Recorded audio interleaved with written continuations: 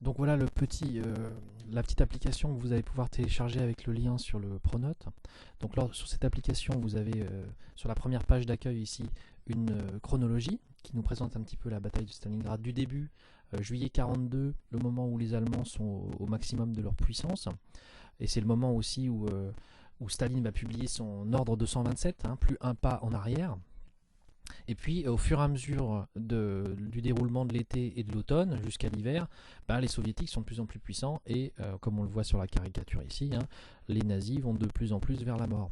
Et ce qui est intéressant, et c'est ça qui vous permettra de répondre aux questions du questionnaire, c'est que vous avez à chaque fois, chaque date, une petite carte. Donc là, au début, là c'est l'avancement des nazis, avec à chaque fois une petite légende. Hop, vous revenez en arrière, fermé. Et puis, chaque date, hop, un petit document. Là, ici, par exemple, c'est l'ordre 227. Du 28 juillet 42. Ici une carte où là on voit bien ce que le film, vous avez les petits extraits du film que vous pourrez aussi consulter avec la vidéo, où on voit ici c'est la rive sud de la Volga où les soviétiques arrivent par bateau, avec cette scène incroyable où les soviétiques avancent sous le feu des Allemands.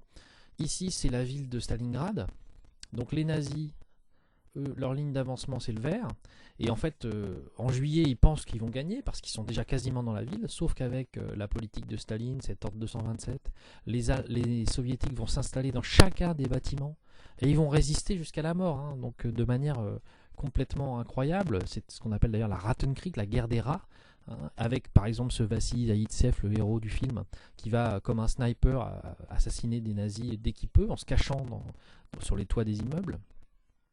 Et puis ensuite, le déroulement de la chronologie, là vous avez une carte centrale assez intéressante où vous voyez plusieurs lieux.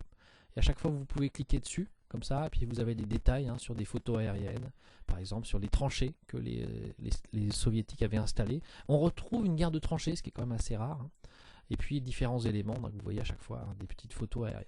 Et tous ces éléments-là vont vous permettre de répondre au questionnaire, donc vous pouvez cliquer sur chacune des zooms de photos, et vous pouvez aussi cliquer ici sur les différents éléments, des détails, par exemple chaque lieu qui a été un lieu de résistance, les grands magasins ici, où les soldats se sont enfermés, la maison Pavlov, voilà, là aussi lieu de résistance. Voilà, donc vous avez toute une série de photos assez intéressantes que vous pouvez consulter, et puis à chaque fois, hop, vous revenez sur la partie centrale ici. Donc là, vous avez aussi des éléments, la Rattenkrieg, donc cette guerre où on résiste chaque fois. Ici, des scènes de sniper, justement. Et d'ailleurs, on fait référence dans ces documents aux snipers comme Vassili Zaïtsev qui ont résisté. Ici, vous les voyez, et voilà. Là, vous avez un exemple de sniper célèbre. Vassili Zaïtsev. Donc c'est le vrai personnage qui a véritablement existé, celui qu'on voit dans le film. Et puis à la fin, vous arrivez sur l'échec soviétique avec une nouvelle carte où on voit ici toujours la Volga, ici l'armée allemande qui va se faire en fait encercler par les soviétiques, par la deuxième armée, et qui vont finalement perdre, et surtout qui vont surtout être laissés là à mourir de froid, sans ravitaillement. Et puis dernier document sur ensuite l'exil et l'arrestation des Allemands. Intéressant aussi dans cette notion de guerre d'anéantissement, le fait que les soviétiques vont laisser mourir les soldats allemands. C'est totalement interdit par les lois internationales de l'époque. Les prisonniers de guerre doivent être bien traités, doivent être nourris. Et bien dans cette guerre d'anéantissement où l'ennemi doit mourir, les prisonniers de guerre seront laissés, on va les laisser mourir de faim.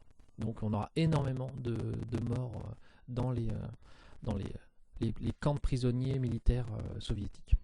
Voilà pour cette petite application que vous allez pouvoir utiliser pour répondre au questionnaire ci-joint.